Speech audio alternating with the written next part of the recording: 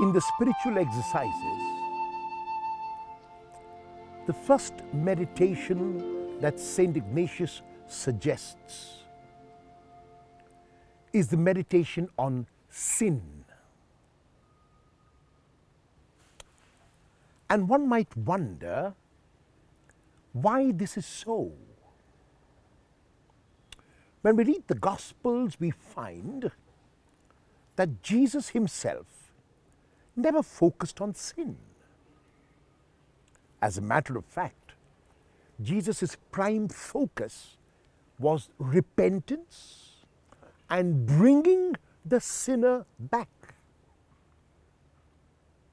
What then is the reason why we meditate today on sin? Is it to arouse feelings of guilt and shame? Is it to make us feel that we are less than we really are? Is it to point out our deficiencies and our defects? And the answer is no. A look at the papers on any given day will show us the amount of space which is given to dishonesty and corruption and rape and murder and thievery. Sometimes we wonder whether there is anything else to read in the newspapers besides news that is so demeaning.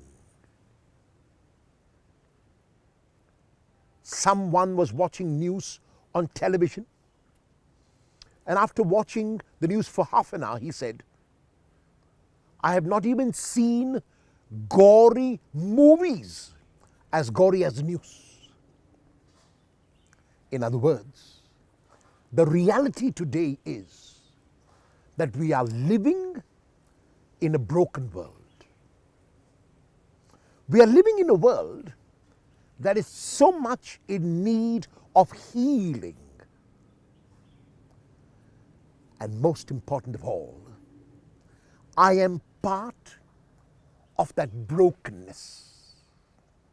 Most of all, I am the foremost of sinners.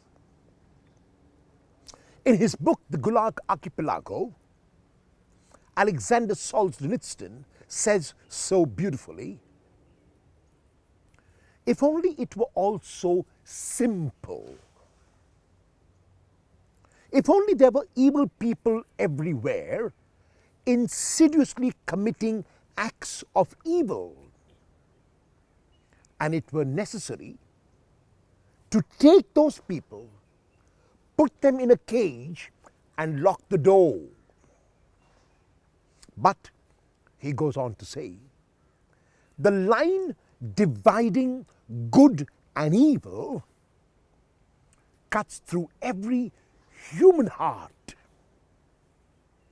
And which of us is willing to take out a part of our hearts and put it in that cage? If we were to put evil in a cage, every one of us would have to take out a part of our hearts and put it in that cage, because evil rests in every human heart. Like the young boy who was asked by his Sunday school teacher, if all the good people in the world were black and all the bad people were white, what color would you be?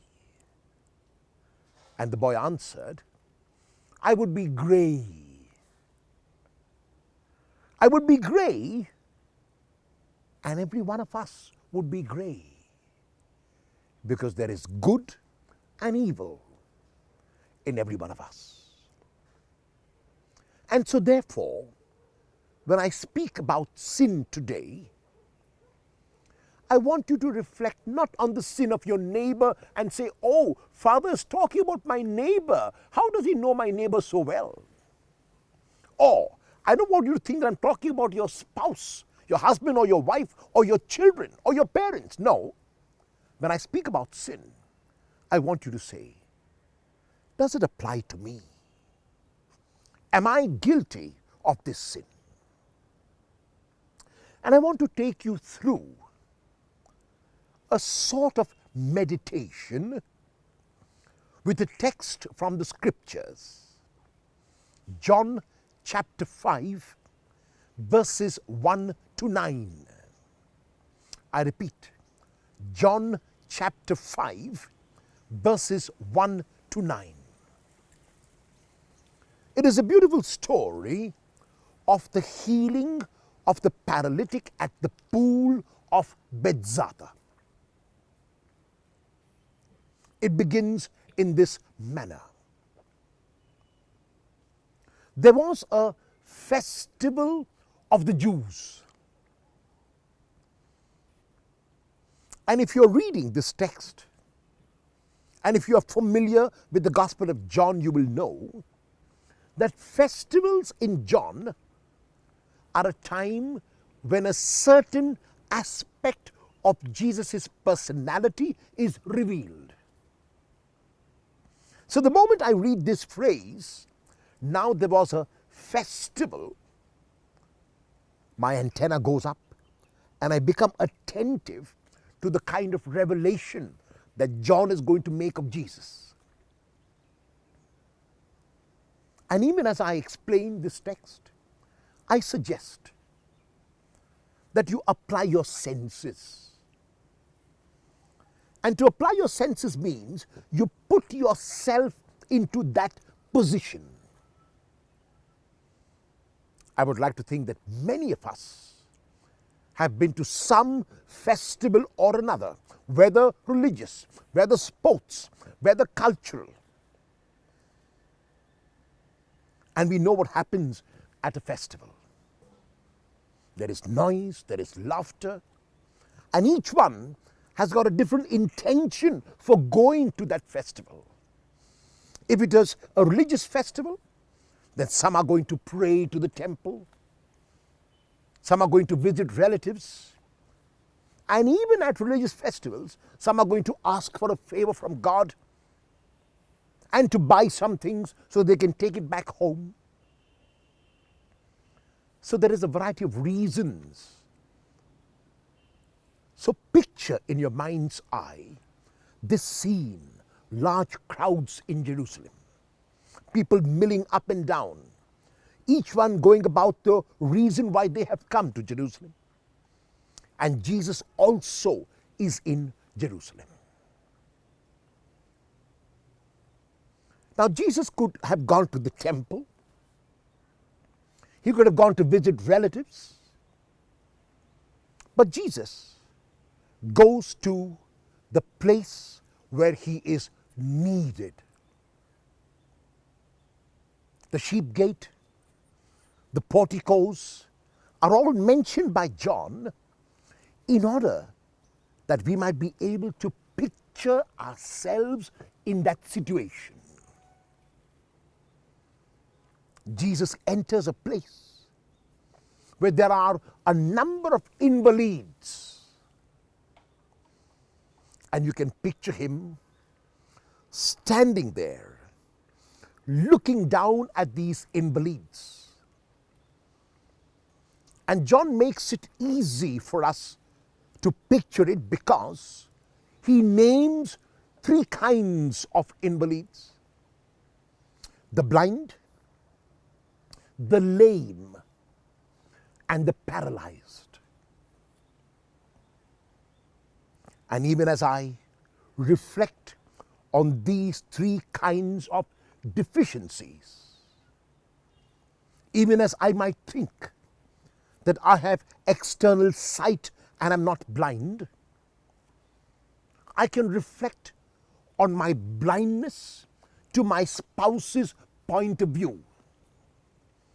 I can reflect on my blindness to my parents' point of view, to my children's point of view, to my neighbor's point of view.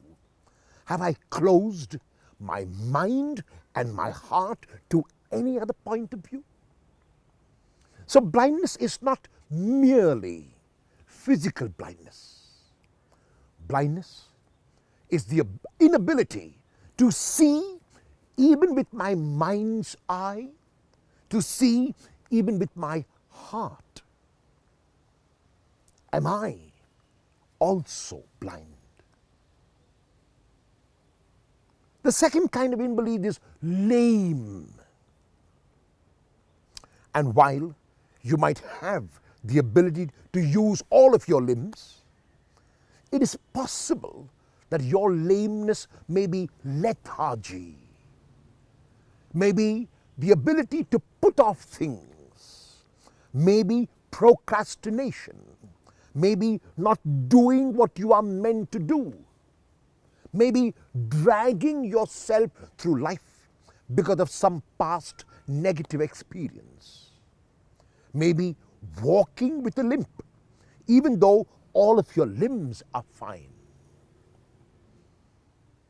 And the third kind of invalid mentioned by John is the paralyzed.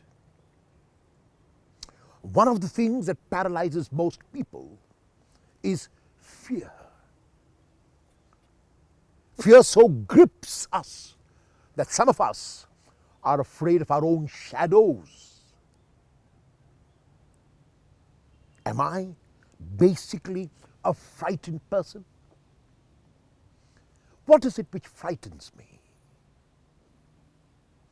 So the three kinds of invalids: my own blindness, my lameness, and my paralysis. And Jesus is looking at all of them. And in the course of his observation, he notices one man. The text does not tell us why Jesus looks at this man. The text does not tell us why Jesus chose this man. The text simply says, and Jesus saw him and knew he had been lying there a long time. Were there other people who had also been lying there a long time? We do not know. Were there other people who may have been more in need than this paralytic? We do not know. We only know that this man was ill for 38 years. And Jesus approaches the man. He approaches the man as a friend. He approaches the man as someone who is willing to help, and yet he will not force his help on the man, and yet he will not compel the man to accept the offer of salvation he promises. Jesus' constant way of proceeding was to invite. And that is why, even though he can see that the man is paralyzed, even though he can see that the man is making an attempt to go into the pool for salvation, Jesus will not presume. He will not assume, because it is possible that the man might be physically there, but may not want to be healed. And that is why, as a friend, in a very gentle way, Jesus asks the man, "Hugis genestai?" Do you want to be healed? This phrase, "Hugis genestai," is repeated 5 times in chapter 5, and it is therefore an important phrase. Imagine Jesus asking you this question. Imagine there is in your heart an attitude, a disposition, a sin which has taken a hold of you for a long time. And you have tried to give it up, and you have not succeeded. And you're feeling guilt, and you're feeling remorse, and you're feeling upset. Imagine Jesus coming to you and saying, Hugies genestai. Do you want to be made well? Do you want to be healed? Do you want to be saved? The man's response is an inadequate response. The man only wants to go into the pool. The man only wants to be healed of the physical paralysis. The man wants a temporary healing, which is, unfortunately, what many of us might be looking for. Sometimes when we have a skin ailment, we prefer to put some ointment over that ailment rather than check what it is which has caused that skin allergy in the first place.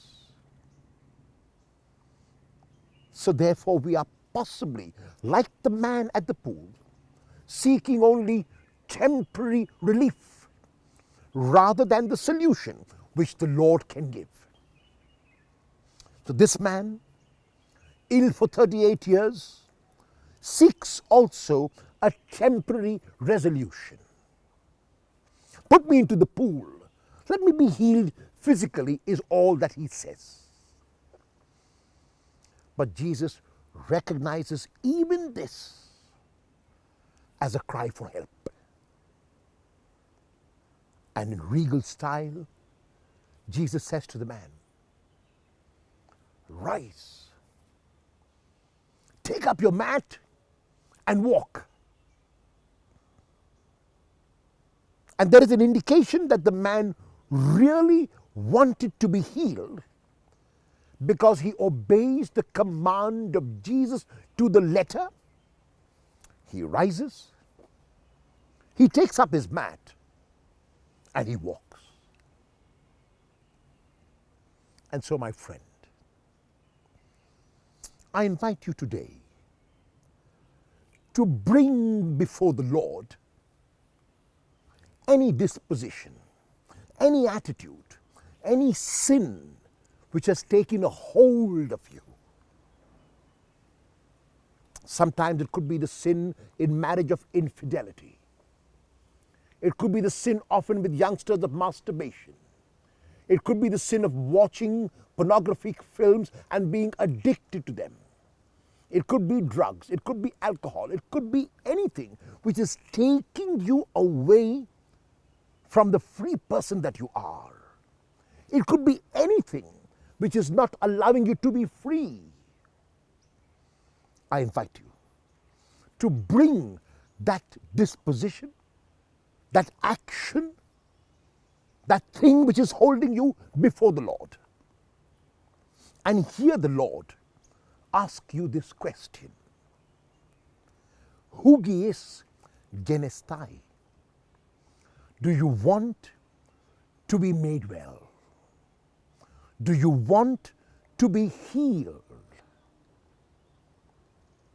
And I believe that even if you respond like the paralytic at the pool, saying that you want temporary relief, you will hear the Lord say, rise, take up your mat and walk.